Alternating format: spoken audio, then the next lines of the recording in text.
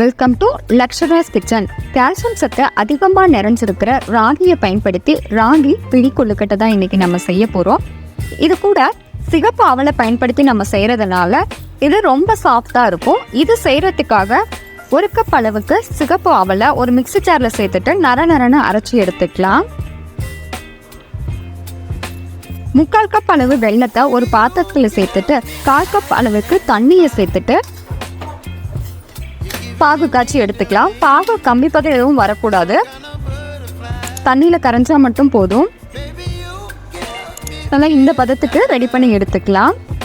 இப்போ ஒரு அகலமான பாத்திரத்தில் நம்ம அரைச்சி வச்சிருக்கிற சிகப்பு அவல், 3/4 கப் அளவுக்கு துருவின தேங்காய், 1/4 டீஸ்பூன் அளவுக்கு ஏலக்காய் பவுடர், 1 பிஞ்ச் அளவுக்கு உப்பு சேர்த்துட்டு நல்லா மிக்ஸ் பண்ணிக்கலாம்.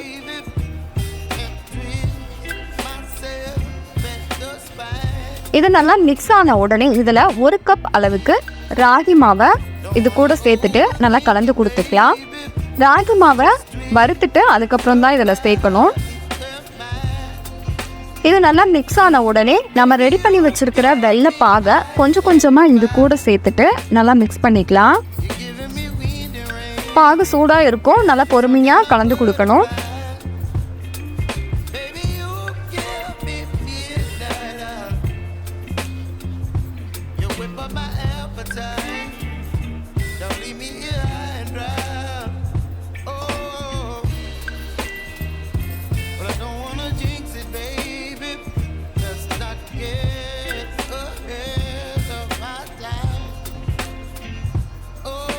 இப்போ இதில் 2 ஸ்பூன் அளவுக்கு நெய் சேர்த்துட்டு நல்லா கலந்து கொடுத்துக்கலாம்.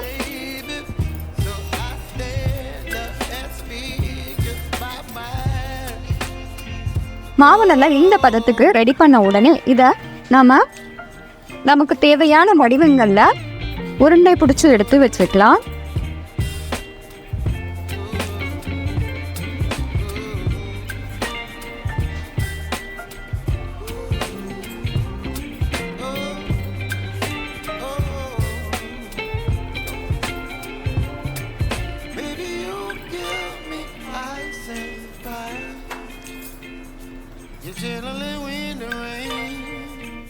எல்லா மாவையும் இதே மாதிரி நீள் வடிவத்தில் நம்ம ரெடி பண்ணி எடுத்துட்டு இட்லி பாத்திரத்தில் தண்ணியை கொதிக்க வச்சுட்டு ஒரு இட்லி தட்டில் இட்லி துணியை நனைச்சிட்டு நம்ம ரெடி பண்ணி வச்ச உருண்டைகளை எல்லாம் இது கூட சேர்த்துட்டு தண்ணி நல்லா கொதி வந்த உடனே இதை இட்லி பாத்திரத்தில் சேர்த்துட்டு மூடி போட்டு மூடி சரியாக 10 நிமிஷத்துக்கு வேக வச்சு எடுத்துக்கலாம்.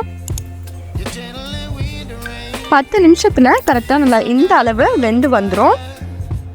ராகி பிடி கொழுக்கட்டை ரொம்ப சூப்பராக ரெடி ஆகிடுச்சு. கண்டிப்பாக இதே மாதிரி நீங்களும் ட்ரை பண்ணி பாருங்கள். பிடிச்சிருந்தா லைக் பண்ணி ஷேர் பண்ணி கமெண்ட் பண்ணுங்கள். மறக்காமல் லக்ஷராஸ் கிச்சனை சப்ஸ்கிரைப் பண்ணுங்கள். தேங்க்யூ.